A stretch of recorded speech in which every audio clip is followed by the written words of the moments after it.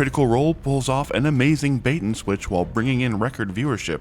D&D has stealth launched its answer to Starfinder. And RPG giant Square Enix is slashing jobs in favor of AI. Welcome to Fantasy News Friday on the Character Sheet, your home for the week's biggest fantasy and TTRPG news. Before we talk Critical Role twists and trauma and secret D&D product launches, why not take a second to hit those like and subscribe buttons? In a world where YouTube is still pretty broken, it really helps us when you do, and we always appreciate it. And then, let's dive into the news. Critical Role began its first episode after the overtures with an incredible bait and switch, as after a brief segment with the Soldier Table, we came back from the incredible new announcement segment to find the other two groups at the table instead. That's right, this Soldiers episode spent most of the first half before break dealing with the fallout of Octus returning to semi-life with the Schemers and the Seekers table. And it does look like some of our guesses about their first missions were on the money. The group spent a while trying to figure out how Octus was returned to them, only to realize he isn't truly fully alive, as Brennan painted an incredibly bleak picture of what this semi-life would entail, as the new version of Octus was almost a shell of what he once was, with dimmed emotions, unable to savor even a good wine or a nice meal, and basically stuck in a perpetual state of arrested decay, all tied to the Night Song artifact, which Belair and Valus almost came to blows over. Octus is clearly tied to the Stone of the Night Song, although no one can really determine how, as Murray discovered it's not something as simple as a lich and their phylactery, and clearly Valus is desperate to learn its secret and no longer trusts Taisha to keep Octus safe. Likewise, Matt Mercer, who once again puts on a masterclass of how to play both to and against tropes as his tortured but unpredictable Sir Julian Davenos, also refuses to leave Octus's side as he knows the Taconis family will eventually come for their wayward son, and he wants to be there to slaughter them when they do. That group splits off, leaving the Schemers, and Brennan floats the reminder that a new Dean has now taken over the Pentaveral, perhaps hinting that that is indeed the first place the Schemers are going to investigate. Brennan then spends the second half bringing back the Soldiers Table, and after making everyone incredibly paranoid after the events of the Overture, he found a new way to twist the knife by making the gnome NPC, who seemed too good to be true, actually have a secret to hide, but one that wound up being utterly heartbreaking instead of dangerous to the party.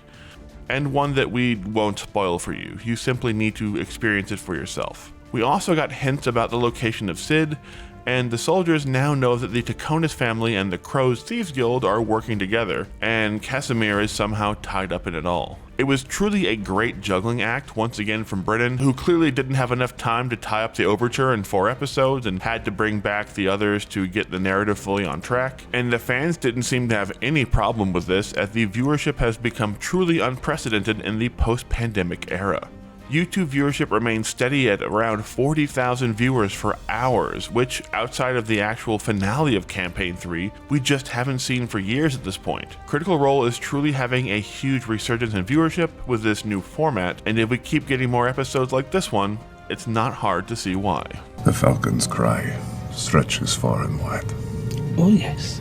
D&D has effectively launched its answer to Starfinder with almost no fanfare this month, and if you aren't sure what I'm talking about, hey, remember Exodus? That video game coming from Wizards of the Coast with huge Mass Effect vibes that has an entire sci-fi themed D&D tabletop system coming along with it? Well, surprise, that TTRPG is technically out now. The second of 2 books in the Exodus TTRPG, their encyclopedia, which is basically the world guide that goes alongside their Traveler's Handbook, came out in limited release this month and is now sold out and unavailable for purchase, as is the aforementioned Traveler's Guide.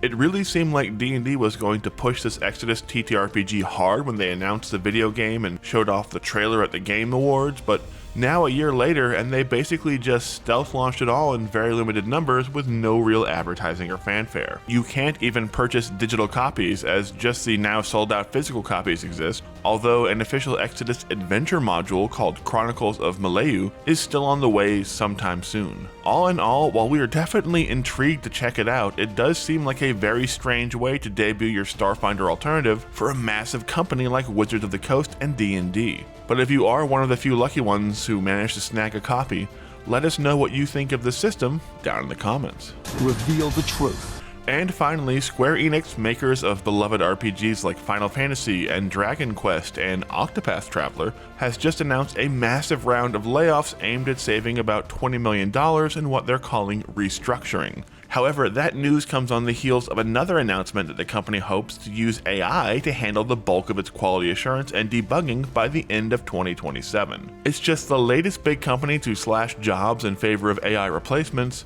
and it's especially ironic considering that Square Enix, just 3 days ago, went after OpenAI for using their content to train its AI models for Sora 2. Still, the RPG giant has had a rough few years after a Final Fantasy exclusivity deal with PlayStation didn't bring in nearly as much sales as they had hoped, but it is once again a sign that AI usage has arrived in the RPG industry. And with Hasbro president Chris Cox still singing the praises of AI usage in Dungeons & Dragons, it seems ever more likely that the ttrpg industry could be next. And that's all we have this week for Fantasy News Friday. Let us know what your favorite story was down in the comments, and don't forget to hit those like and subscribe buttons.